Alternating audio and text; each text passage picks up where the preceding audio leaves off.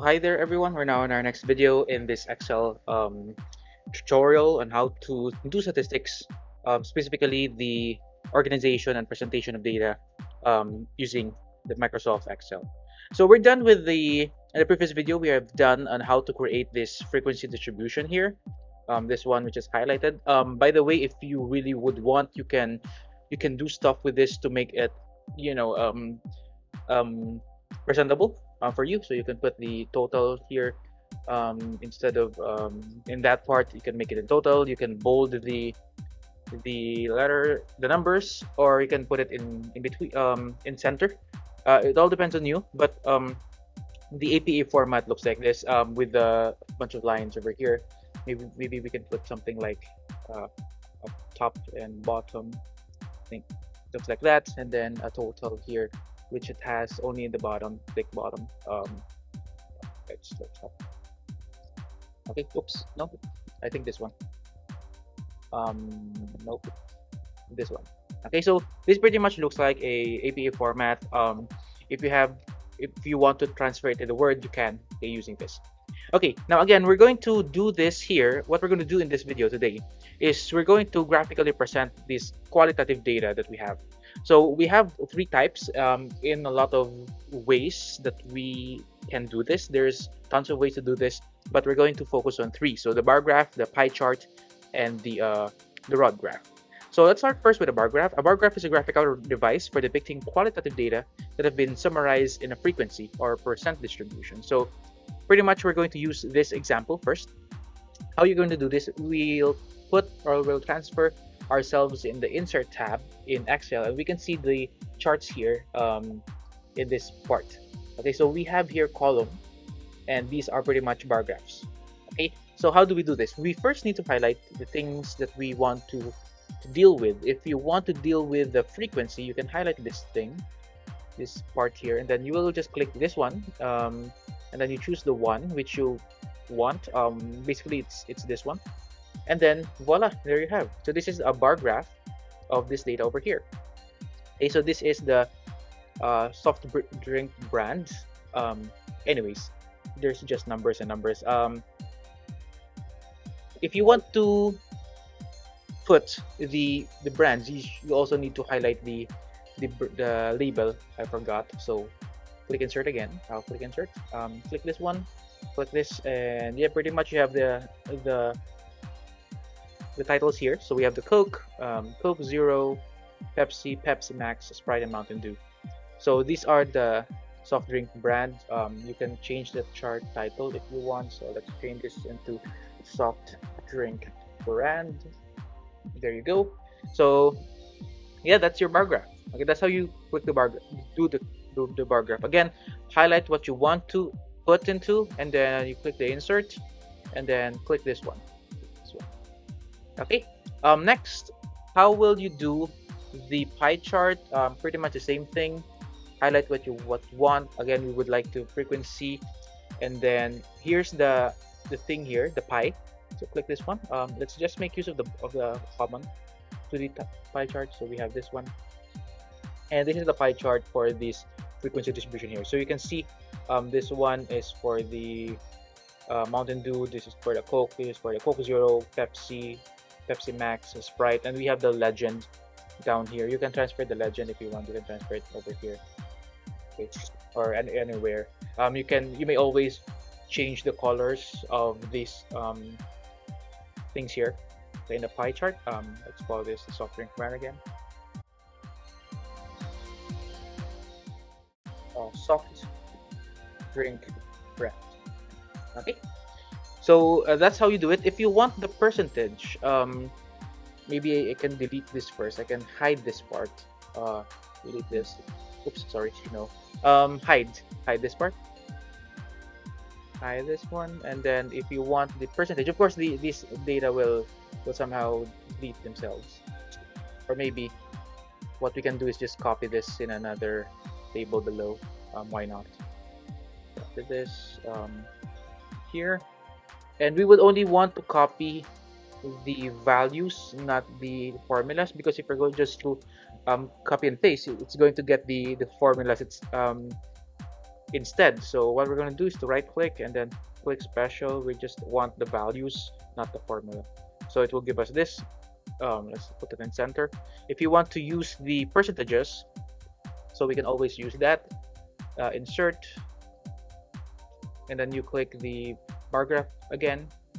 Pretty much it will deliver you the same thing, only in percentages. So you can see here on the left part, you can see the percentages. So we have 25%, more than 25%, 28% spoke, and then such. So it depends on what you need. You can do a lot of stuff here in Excel. So pretty much you can see the bar graphs are the same because they're pretty much the same, but only that the left part here, the x-axis label is different. So this is the frequency. You may also want to put the number of bottles bought in this part as a title, and also here as the percentages.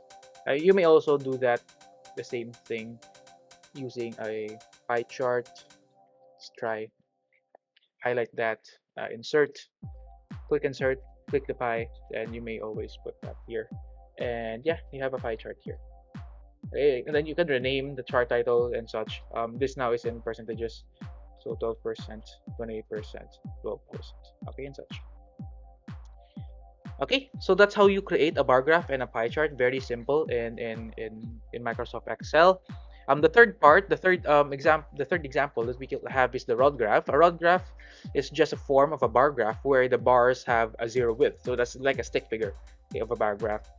It is used especially when the data are discrete. Okay, and I forgot to mention the pie chart is a device used to correspond with the percentage frequency. So you can always see the percentage frequency here. Okay, but if you want, you can always use the frequency or the percentage. Okay.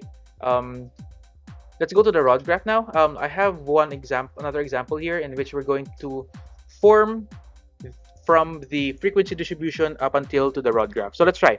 Okay, let's first make this or convert this. This is again a raw data. So let's convert this into a frequency distribution. So let's go. Let's call this table 2 for the purposes of this video. Table 2. We'll call this the frequency distribution of anxiety scores. Anyways, these are anxiety scores. Okay, these are the scores of 12 psychiatric patients on a 5-point scale. So, for example, we will put the scores here. What score do they have? The frequency of those scores and the percentage. Next is, or rather percent. I think percentage. Okay, then let's put the scores. How many scores do we have? It's a 5-point anxiety scale score, so let's put 1 here first. 1, 2, 3, 4, 5, and then let's put a total down below. Okay, and then put them all in center, shall we? Center and frequency. So how do we know how many answered 1 or 2 or 3? So let's make use of the thing that we did last video of count if open parenthesis. We'll put a range from here going here, comma, and then how many answered 1. That. And don't forget to put the there's one who answered 1. And don't forget to put the $ here, signifying that our selection is going to be locked. Oops, this is going to be locked. So let's copy this in the next row for number 2. How many answered number 2? Let's just change this to 2, and yeah, there's only 1 who answered 2, which is patient number 7. Let's proceed to the 3. How many answered 3? Let's edit that. How many answered 3? There's 2 who answered 3, namely patient 2 and patient 10. How many answered 4? Copy and paste. So let's change this to 4. 5. There are 5 who answered 4. And how many answered 5? Let's change this. How many answered 5? There are 3 who answered 5. And that's pretty much the frequency distribution of this column. First, let's try to check if this is indeed 12. So let's add them up and close parentheses. That's 12. That's correct. The percentage. Okay, let's put the equal sign again. This divided by the total number. That's 12. Let's just percent, right? We'll put the dollar sign here because we don't want to move that denominator to 8.333, and then let's just drag it up until the total. So what we'll have is 0.333. You may want to edit the number of decimal places that you want to offer, or you want to show in your Excel. You can just choose here. This is increased decimal, this is decreased decimal. So I would want it only to be on 2 decimal places. So you just click here until there are 2 decimal places, and then the rounding off will be automatic. Okay, so you can see that 1 over 12 is 8.33%, 1 over 12 for the second score is 8.33%, 2, who got the score 3 is 16.67%, and so on. The highest number here is those who scored number 4, in which there are 5 of them over 12, so that's consisting of 41.67%, and that's the total is 100% for the 12. Let's try and practice. Let's try to create a bar graph first. So for the bar graph, click highlight what you want to present.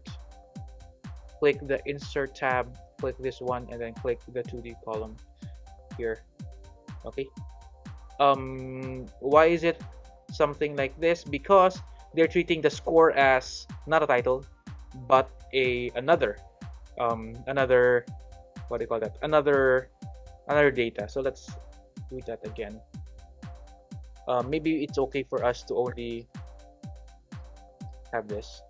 Oh no, we need to, because let's see. How about if it's going to be like this?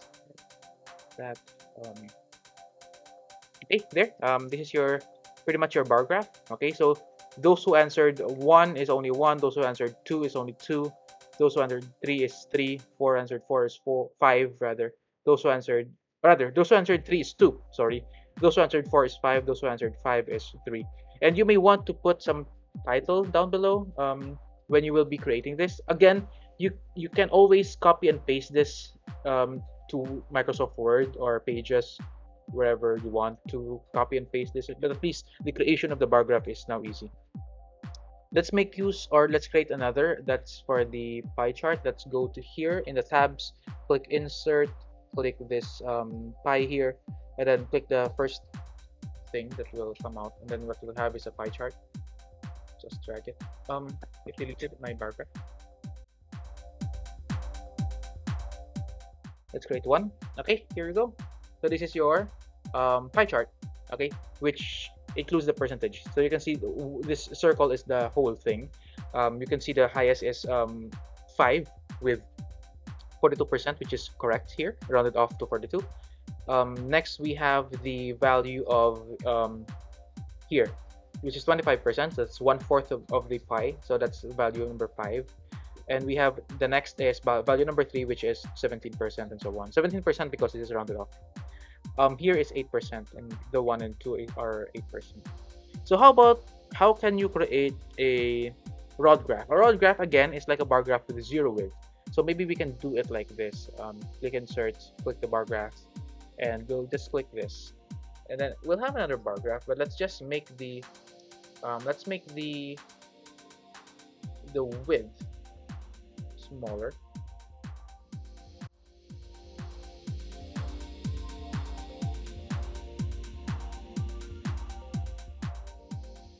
Okay, so I kind of found it. It's here in the series options. You go here and make it the smallest it's possible. It must have no width. So it still has a width here in my case, but let's just make it smaller, and wherever you want, it can be a rod graph. Just make it as small as it can be. Okay. So for example, here you can copy this and paste. It looks like a rod graph to me. Okay, and this is enough. Okay, you can just click change the title and such. Okay, and then don't forget to put in the APE format, we always put something like so these are the scores.